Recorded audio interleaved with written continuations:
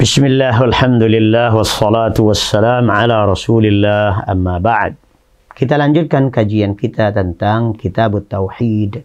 Dan episode ketiga ini kita masih membahas tentang biografi Syekhul Islam Muhammad ibnu Abdul Wahhab rahimahullahu ta'ala. Pada episode sebelumnya kita sudah berkenalan nama beliau Muhammad ibnu Abdul Wahhab ibnu Sulaiman Al-Wuhaibi At-Tamimi. Beliau lahir di negeri bernama Al-Uyainah dan sekarang menjadi salah satu wilayah atau daerah di kerajaan Saudi Arabia.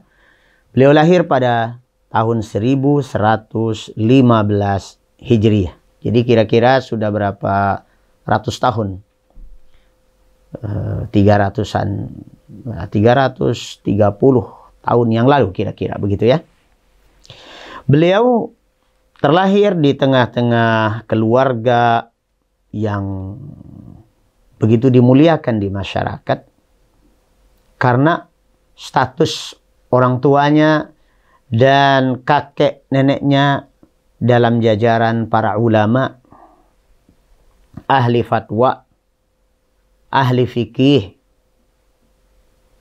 Kemudian Syekh Muhammad ibnu Abdul Wahhab rahimahullah dalam sejarah hidupnya saat beliau masih kecil, beliau hafizal Quran al-Karim dunal ashirah.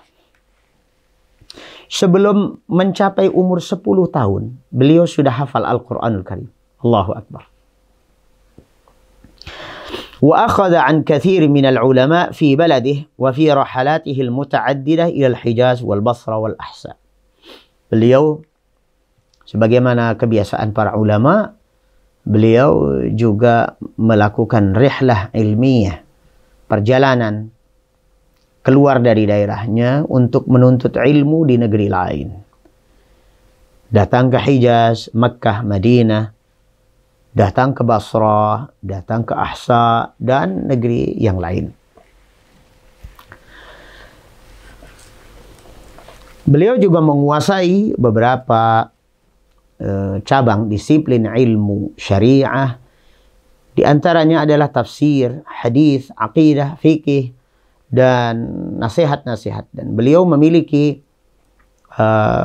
banyak karya ilmiah dalam hal ini.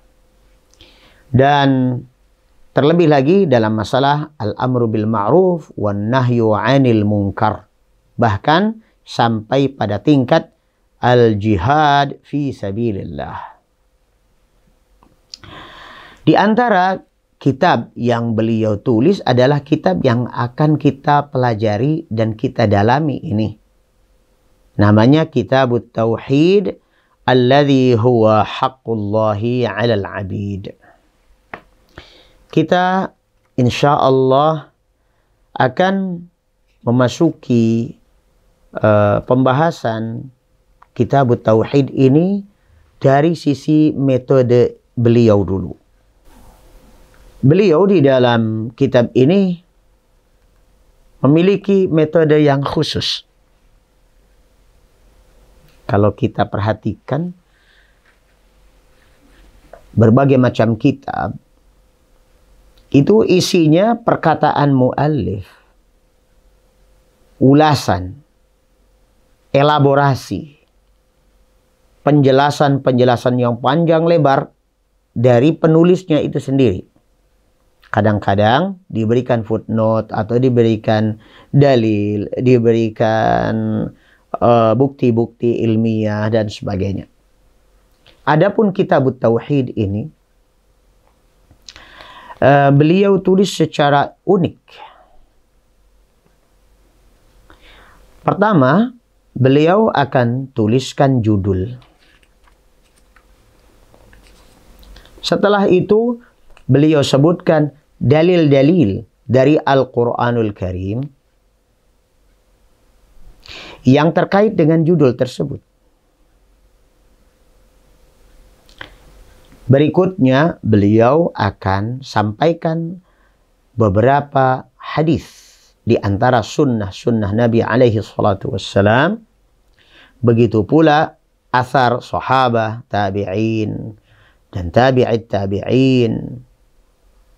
Nah, di akhir beliau memberikan khulasah, memberikan ringkasan yang menunjukkan faidah mutiara, faidah dari apa yang sudah dibahas berupa ayat-ayat Al-Quran maupun sunnah Nabi alaihi salatu wassalam. Tentunya ringkasan itu terkait dengan judul yang beliau berikan. Maka dari itu, Kitabut Tauhid ini seandainya dicari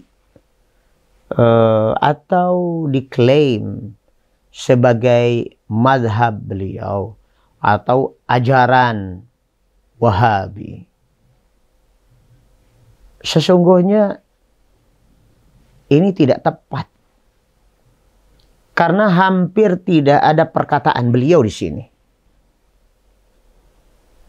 Yang ada adalah sebuah judul, kemudian dalil, berikutnya dalil, berikutnya syawahid, dalil-dalil pendukung dari pernyataan para ulama di kalangan sahabat, tabi'in, dan tabi'it tabi'in. Demikianlah data-data. Jadi ini data, isinya data. Data dari Al-Quran, dari sunnah, fakta-fakta yang ada. Jadi bukan sebuah ulasan panjang lebar, kemudian ini opini beliau, tidak.